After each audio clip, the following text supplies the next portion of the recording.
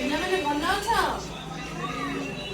ଆଚ୍ଛା ସମସ୍ତେ 6 ଋତୁ 12 ମାସ ଭିତରେ ଜାଣିଛ ନା? ଆଚ୍ଛା ଆମେ ଗୋଟେ ଗୀତ ମାଧ୍ୟମରେ 6 ଋତୁ 12 ମାସ ବିଷୟରେ ଜାଣିବା। ଆଚ୍ଛା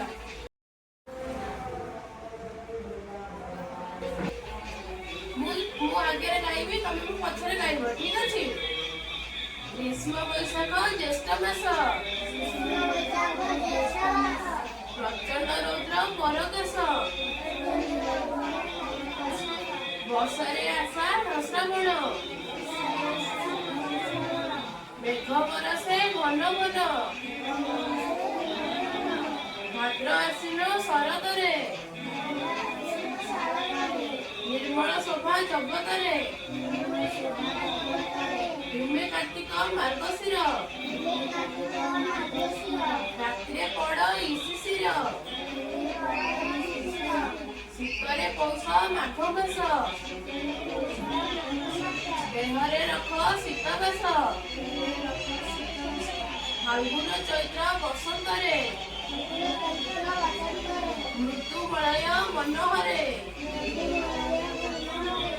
ଆଚ୍ଛା ସମସ୍ତେ ବୋଲିଲେ ନା? ଗାଇଲେ ସମସ୍ତେ? ଆଚ୍ଛା ଆମେ ଏବେ 6 ଋତୁ ବିଷୟରେ ଜାଣିବା। ଆଚ୍ଛା ବର୍ଷାର ପ୍ରଥମ ଋତୁ ନାଁ କଣ? ଗ୍ରୀଷ୍ମ ଋତୁ। ଗ୍ରୀଷ୍ମ ଋତୁ ପରେ ବର୍ଷା ଋତୁ, ଶରତ ଋତୁ, ହେମନ୍ତ, ଶୀତ ଋତୁ, ବସନ୍ତ ଋତୁ। ଆଚ୍ଛା ବର୍ଷାର କୋଉଟା ପ୍ରଥମ ଋତୁ? ଗ୍ରୀଷ୍ମ ଋତୁ। ଆଚ୍ଛା 12 ମାସ ନାଁ ଜାଣିବା। ଆଚ୍ଛା ବୈଶାଖ, ଜ୍ୟେଷ୍ଠ, ଆଷାଢ଼, ଶ୍ରାବଣ, ଭାଦ୍ରବ, ଆଶ୍ୱିନ, କାର୍ତ୍ତିକ, ମାର୍ଗଶିର, ପୌଷ, ମାଘ, ଫାଲ୍ଗୁନ, ଚୈତ୍ର। ଆଚ୍ଛା 12 ମାସ ନାଁ ଜାଣିଲ? ପ୍ରଥମ ମାସ କୋଉଟା? ବୈଶାଖ। ବୈଶାଖ ମାସ ପରେ କେଉଁ ମାସ ଆସେ? ଆଚ୍ଛା ଜ୍ୟେଷ୍ଠ ମାସ ପରେ? ଆଚ୍ଛା ଭାଦ୍ରବ ମାସ ପରେ କେଉଁ ମାସ ଆସେ? ଆଶ୍ୱିନ ମାସ। ଆଚ୍ଛା ସମସ୍ତେ ଜାଣିପାରିଲ ନା?